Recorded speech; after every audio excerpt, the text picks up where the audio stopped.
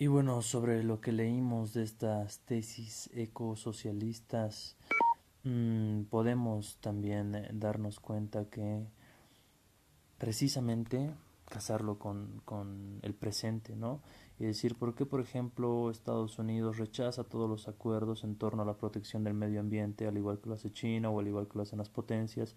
Precisamente porque este sistema, el sistema capitalista en el cual estamos viviendo y conviviendo actualmente, requiere de la depredación, no solamente del hombre por el hombre, sino también de la depredación de todos los recursos que provienen del medio ambiente y los depreda con tal voracidad que pues el sistema se retroalimenta y retroalimenta, siendo que se va extinguiendo poco a poco el planeta y la vida misma.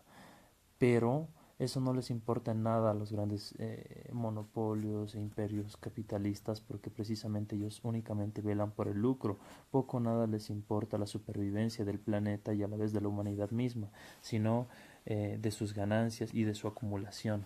Por eso nos explican los profesores que estábamos leyendo de esa fatalidad del sistema capitalista con relación a la ecología, ¿no? Y su insostenibilidad. Y bueno, sobre la base de las tesis marxistas se concluye que la crisis ecológica y las crisis de ruptura social están intensamente interrelacionadas y deben considerarse manifestaciones diversas de las mismas fuerzas estructurales. La primera surge en líneas generales de la industrialización desenfrenada que abruma la capacidad de la tierra para amortiguar y contener la desestabilización ecológica. La segunda proviene de la forma del imperialismo conocida como mundialización o globalización, con sus efectos desintegradores de las sociedades que se interponen en su trayectoria. Por lo demás, estas fuerzas subyacentes son esencialmente aspectos distintos del mismo impulso que es el dinamismo central que mueve el conjunto, la expansión del sistema capitalista mundial, lo que hablábamos y reflexionábamos hace algún momento, ¿no? La crisis ecológica contemporánea, y con esto cerramos. Hay una radical incompatibilidad entre la economía capitalista y el desarrollo ecológicamente sostenible. ¿Por qué? Porque el sistema capitalista no le atribuye valor a la naturaleza, la considera un bien libre, por lo que no hay que pagar, un recurso monopolizable del cual es posible extraer una ganancia extraordinaria. No asume que los recursos naturales tienen el valor de uso para los consumidores y usuarios directos y el valor de existencia tanto para las generaciones futuras como para otras especies animales o vegetales. La lógica de acumulación capitalista en la etapa imperialista ha devastado la naturaleza. Actualmente el mundo vive una crisis ecológica sin precedentes, caracterizada por la amenaza de extinción de la propia especie humana. Veamos algunos indicadores. Espilfarro de la energía eléctrica, tanto en la industria como en las ciudades y viviendas, que causa la sobreexplotación de los recursos naturales, provocando su agotamiento, tanto de las fuentes tradicionales de energía, madera, carbón, petróleo, gas, como de otros elementos vitales como el agua, contaminación de la tierra, el aire y el agua, destrucción de la capa de ozono en la estratosfera y cambio climático generado por la contaminación atmosférica que arriesgan transformar en áridos desiertos zonas templadas del planeta e inundar regiones costeras bajas, el incremento del cáncer por efecto de la contaminación, desertificación de los territorios por la destrucción de los bosques, destrucción del paisaje, extinción de especies animales, vegetales y hábitats a escalas nunca antes registradas, amenaza de contaminación electromagnética, teléfonos móviles, amenazas de guerra nuclear, química o bacteriológica, deterioro de la calidad de vida en general, brecha cada vez más grande entre países ricos y países pobres, entre primer y tercer mundo, entre regiones favorecidas y regiones abandonadas, entre centro y periferia, entre capital y trabajo, son un conjunto de expresiones de los insostenibles modelos actuales de producción y consumo propios del capitalismo.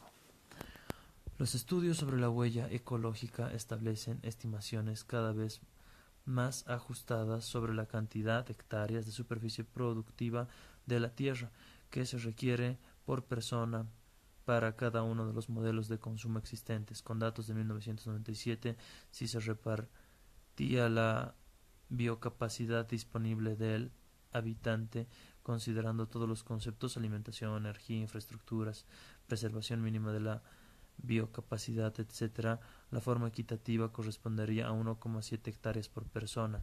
Pues bien, es esa fecha ya se estaba utilizando una media de 2,8 hectáreas por persona, pero mientras que Bangladesh, India, Pakistán, Etiopía, Egipto, China, Nigeria o Perú ocupan una capacidad inferior a la sostenible, menos de 1,7 hectáreas por persona, Estados Unidos acapara 10,3, Australia 9, Canadá 7,7, Rusia 6, Suecia 5,9, Alemania 5,3, Italia 4,2, Japón 4,3, Francia y Austria 4,1, España y Portugal 3,8 hectáreas por habitante, situadas en la zona media de la insostenibilidad. Si todo el mundo pretendiera vivir en el modelo de consumo de Estados Unidos, necesitaríamos disponer de 6 planetas Tierra y se necesitarían algo más de 2 planetas si todo el mundo quisiera vivir como quienes estamos en la península ibérica. La crisis ecológica, como la crisis económica, no se podrá solucionar favorablemente en el marco capitalista, ni para las personas trabajadoras, ni para la mayoría de la población actual, ni para las generaciones futuras. No es posible resolver la crisis ecológica sin cuestionar el capitalismo. Por ello, la forma ecológica de desenvolver una crítica teórica y práctica del capitalismo debe considerar principalmente en criticar sin contemplaciones la civilización material del capitalismo en su fase actual de desarrollo y la globalización. Y creo que la parte más importante que podemos resaltar de ese texto es cuando nos dice, ¿no? Acá los diferentes autores, que si vas a criticar el sistema y la crisis ecológica, tienes que cuestionar y criticar inevitablemente, ineludiblemente, el sistema capitalista.